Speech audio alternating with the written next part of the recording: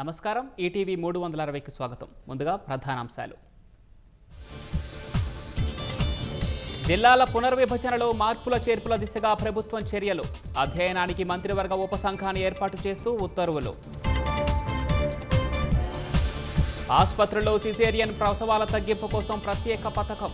సుశిక్షిత ప్రసూతి సహాయకుల్ని నియమించాలని ప్రభుత్వ నిర్ణయం.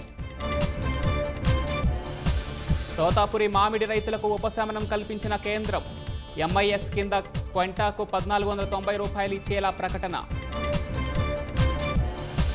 డ్రైవర్ సుబ్రహ్మణ్యం హత్య కేసులో తదుపరి విచారణకు పచ్చ జెండా. రాజమహేంద్రవరం కోర్టు అనుమతితో లోతైన దర్యాప్తునకు అవకాశం. వైసీపీ హయాంలో సినిమా టికెట్ రేట్లు దారుణంగా తగ్గించారన్న పవన్. రాజకీయాల్లో ఉన్నందున ఆర్థిక మూలాలపై దెబ్బ కొట్టాలని చూశారని వ్యాఖ్య. బిల్లుల ఆమోదంపై గవర్నర్లు, రాష్ట్రపతిని కోర్టులు నిర్దేశించవచ్చా? అభిప్రాయం చెప్పాలని కేంద్ర రాష్ట్ర ప్రభుత్వాలకు సుప్రీం నోటీసులు.